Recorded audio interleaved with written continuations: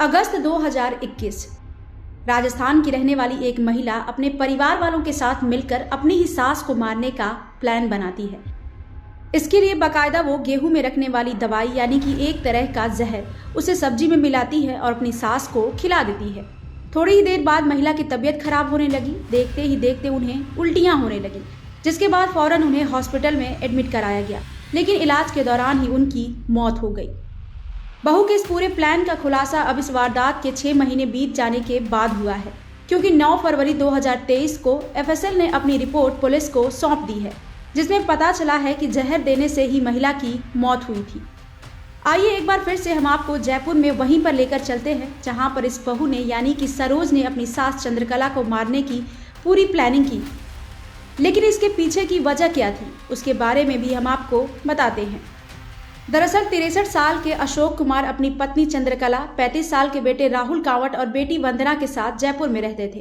बेटी की शादी के बाद वो अपने बेटे के साथ रहने लगे, जिसकी शादी साल 2017 में अलवर की रहने वाली सरोज के साथ कर दी गई।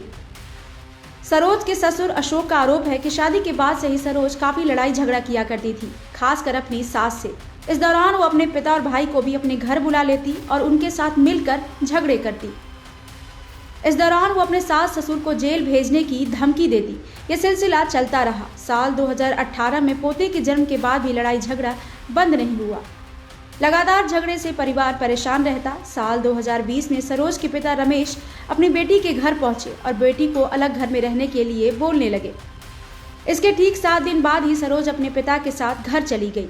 2 महीने तक नहीं लौटने के बाद 16 फरवरी 2021 को अशोक खुद जाकर सरोज को वापस लाए। लेकिन एक बार फिर से सरोज अपने पति और घर वालों से लड़ने लगी। पति को धमकी दी कि तुम्हें आखिरी मौका दे रही हूँ। इस झगड़े के बाद एक बार फिर से सरोज अपने भाई रिंकू के साथ 3 साल के बेटे को छोड़कर अपने मायके चली गई। बच्चे की वजह से ससुराल वालों ने सरोज को वापस लाने की बहुत कोशिश की। इसके बाद 30 जुलाई 2022 को सरोज अपने भाई रिंकू के साथ अपने ससुराल पहुंची। बातचीत कर रिंकू ने कहा, सरोज अब झगड़ा नहीं करेगी, आप लोग एक साथ रहो और एक साथ खाना बनाया करो। बहू के इस बर्ताव से अशोक बहुत खुश थे, लेकिन सरोज का यह बदला हुआ रूप एक छलावा था। यहीं से सरोज ने प्लानिंग की अपनी सास चंद्रकला को जान से मारने की। पूरे परिवार के साथ 12 दिनों तक खुशी खुशी रहने के बाद सरोज ने गेहूं खराब होने की बात कहकर जहर मंगवाया और 2 अगस्त की रात भिंडी प्याज की मिक्स सब्जी बनाई। लेकिन सास चंद्रकला प्याज नहीं खाती थी। इस वजह से बहू ने उनके लिए अलग से भिंडी की सब्जी बनाई और उसमें जहर डाल दिया। खाने का एक निवाला लेते ही चंद्रकला ने सब्जी कड़वी होने की बात कही। थोड़ी ही देर बाद उन्हें बेचैनी होने लगी। देखते ही देखते उन्हें उल्टियां आने लगी। इसके बाद उन्हें एपेक्स हॉस्पिटल में एडमिट कराया गया।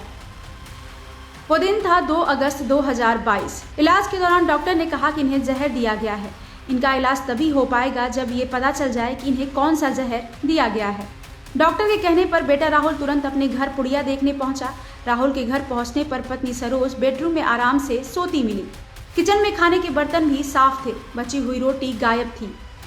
राहुल ने सरोज को खाने के बारे में पूछा तो वो घबरा गई। कहने लगी कि मैंने भी तो वही खाना खाया है, लेकिन मेरी तबीयत ठीक है, फिर मम्मी जी की तबीयत कैसे खराब हो गई। तो राहुल ने बोला कि मम्मी ने बिना प्याज की सब्जी खाई है, तूने प्याज वाली सब्जी खाई है, दोनों में अंतर है। इसके अगले ही दिन यानी कि 3 अगस्त को हॉस्पिटल में चंद्रकला की मौत हो गई। इस मामले की जानकारी पुलिस को दी गई। पुलिस ने जयपुरिया हॉस्पिटल में चंद्रकला का पोस्टमार्टम कराया। एपेक्स हॉस्पिटल की रिपोर्ट में भी चंद्रकला की मौत जहर से होना बताया गया, लेकिन जयपुरिया हॉस्पिटल में हुए पोस्टमार्टम रिपोर्ट में मौत के कारण को गुप्त रखा गया। इसके बाद चंद्रकला के पति अशोक ने बहू सरोज, उसके माता पिता और भाई के खिलाफ हत्या का सबूत मिटाने का मामला दर्ज करवाया। अब इस मामले के 6 महीने बीत जाने के बाद मालवीय नगर के एसएचओ हरि सिंह दुधवाल ने बताया कि एफएसएल की रिपोर्ट में जहर से मौत होना सामने आया है। हालांकि पैथोलॉजी रिपोर्ट आना अभी भी बाकी है। जहर लिया गया है या दिया गया है, इस संबंध में अभी भी जांच की जा रही है। ब्यूरो रिपोर्ट, टाइम तक।